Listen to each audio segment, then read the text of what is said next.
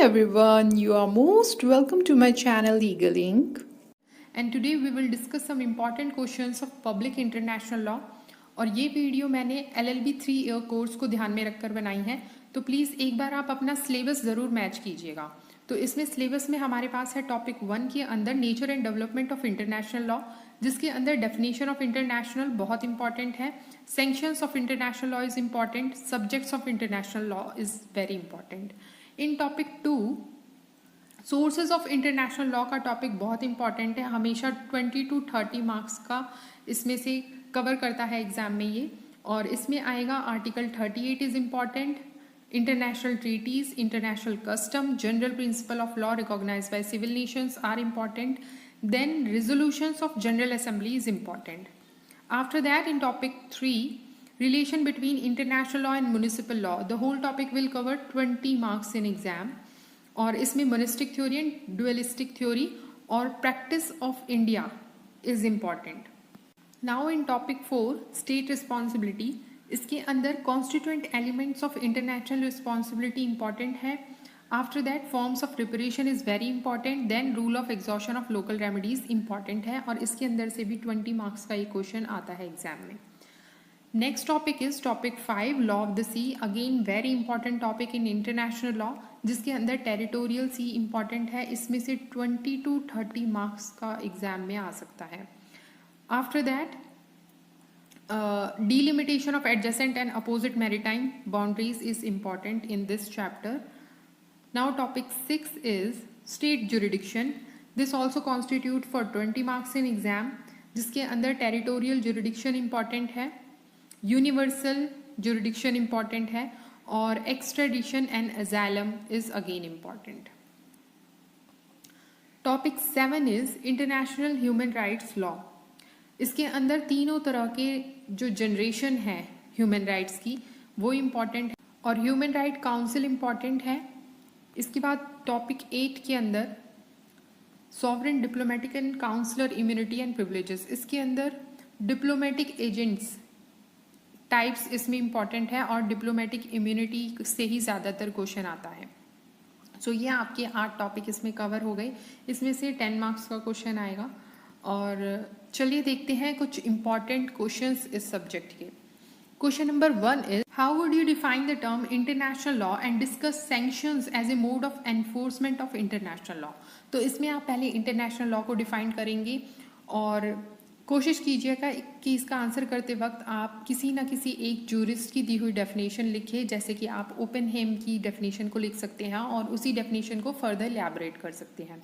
इसके बाद इस क्वेश्चन के दूसरे पार्ट में sanctions as a mode of enforcement of international law पूछा है, तो इसमें आपको सैंक्शंस लिखनी है। कलेक्टिव सैंक्शंस होती हैं, sanctions by state and public opinion, ये तीनों तरह की सैंक्शंस हैं, और फिर आपको बताना है कि ये सैंक्शंस किस तरीके से इफेक्टिव है, क्या ये इंटरनेशनल लॉ को इन्फोर्स करने में हेल्प करती है या फिर सिर्फ इंटरनेशनल पीस को मेंटेन करने का काम करती है।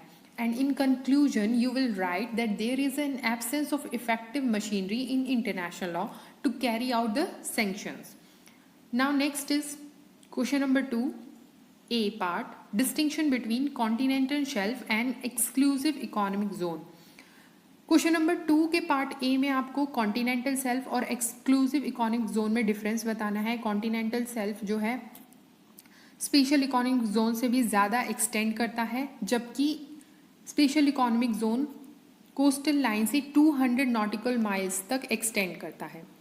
और जो कॉन्टिनेंटल शेल्फ है उसमें सब सॉइल और सी बेड के नेचुरल रिसोर्सेज भी कवर होते हैं, लेकिन स्पेशल इकोनॉमिक जोन में सिर्फ water supra adjacent to the sea bed के ही नेचुरल रिसोर्सेज कवर होते हैं। तो इस तरह से ये सारे डिफरेंस आपको लिखने हैं। Then in part B Republic of Italy versus Union of India का केस आपको लिखना है, जिसमें इटालियन मरीन्स ने 2 भारतीय मछुआरों को शूट कर दिया था, और इस केस को इटालियन मरीन केस भी कहते हैं। इसके बाद question number 3 part A, discuss the constituent elements of principles of state responsibility. इसमें आपको एलिमेंट्स ऑफ स्टेट रिस्पॉन्सिबिलिटीज लिखने हैं, like existence of an international legal obligation between the 2 states. दूसरा है इसमें an act which wallets that obligation, और तीसरा इसमें लास्ट है the loss and damage that resulted from that unlawful act. तो इसमें आपको दोनों theories, damage theory and fault theory mention करनी है। पार्ट बी के अंदर What are the different forms of reparation for breach of an international obligation? तो इसमें आपको 2001 ड्राफ्ट कोड में जो फॉर्म ऑफ रिपरेशन दी है वो लिखनी है। There are 3 forms of reparation. First is reparation, second is compensation and third is satisfaction. Question number 4 is discuss custom as a source of international law with the help of North Sea continental shelf sea cases. तो इसके अंदर मैंने आपको बताया था source of international law बहुत important है, जिसमें कस्टम सबसे ज़्यादा इंपॉर्टेंट है, और फिर ये केस जो है north Sea continental self cases, ये सबसे ज़्यादा इंपॉर्टेंट है। 20 मार्क्स का क्वेश्चन हर बार रिपीट होता है एग्जाम में।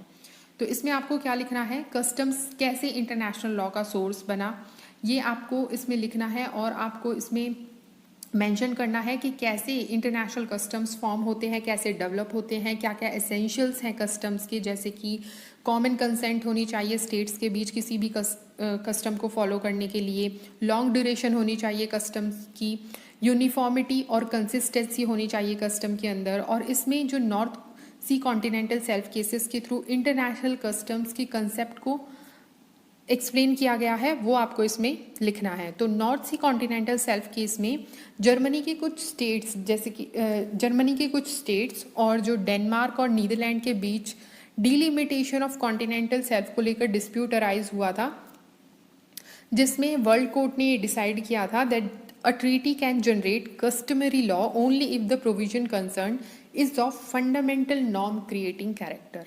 तो ये सारी चीज़ें आपको इसमें मैंशन करनी है।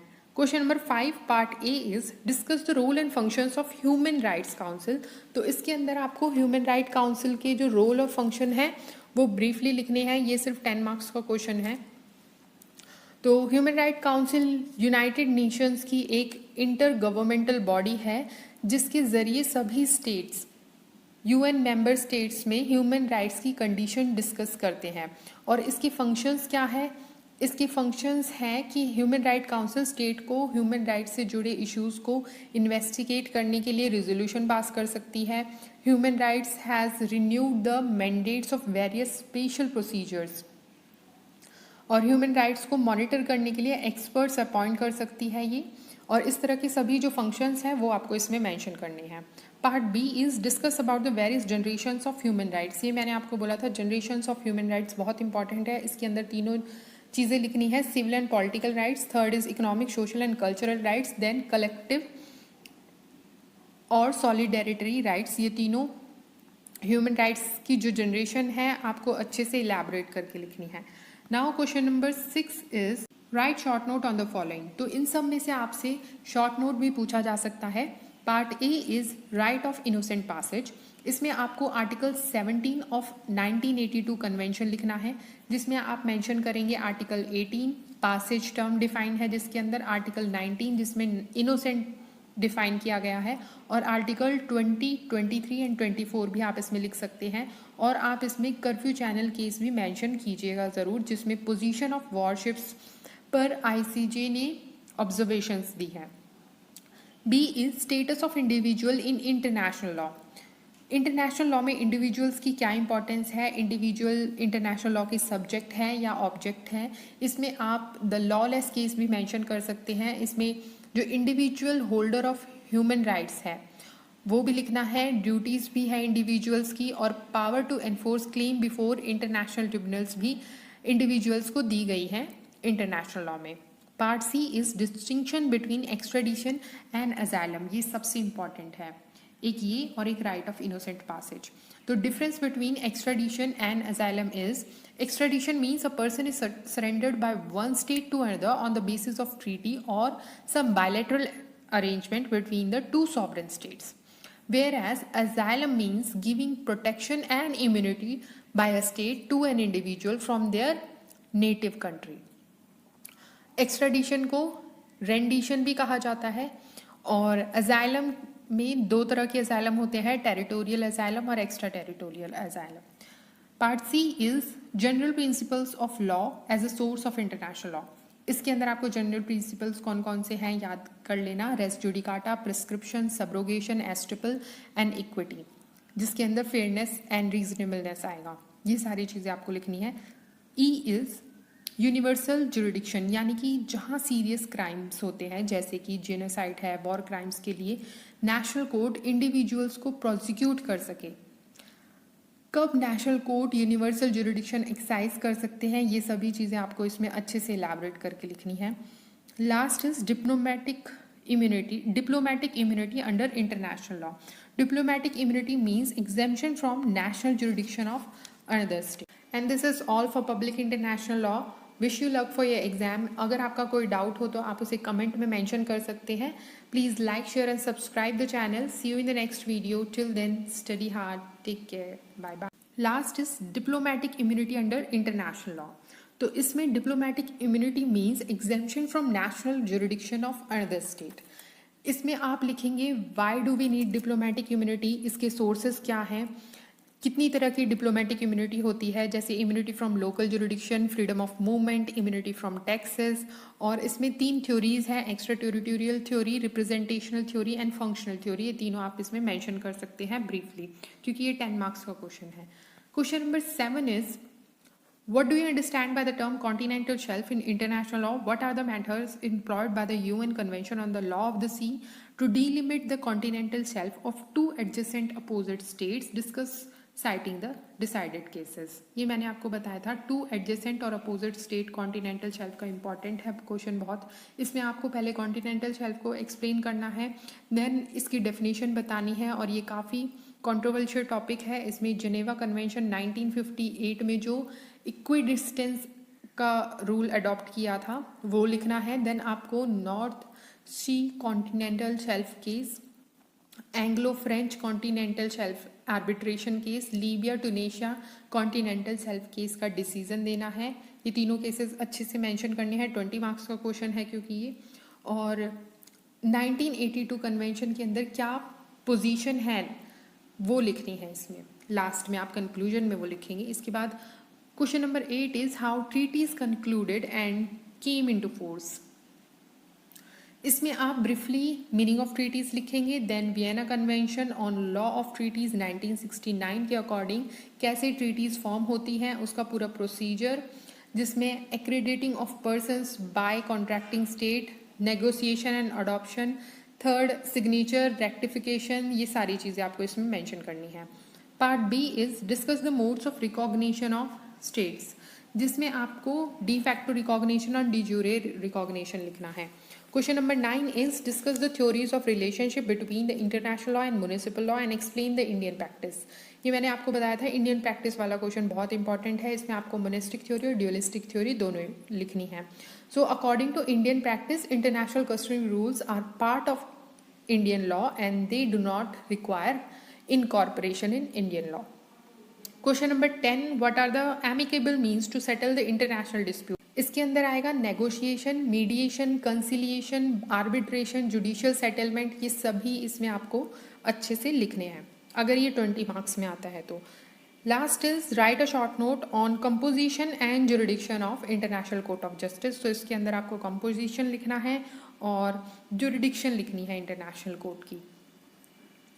इसके बाद कुछ इंपॉर्टेंट केसेस हैं पब्लिक इंटरनेशनल लॉ के, इन्हें भी आप एक बार ज़रूर रीड कीजिएगा, जैसे कि लॉलेस केस है, SS Lotus case, temple of Preah Vihear case, asylum case is again very important. And this is all for public international law. Wish you luck for your exam. अगर आपका कोई doubt हो तो आप उसे comment में mention कर सकते हैं। Please like, share and subscribe the channel. See you in the next video. Till then study hard.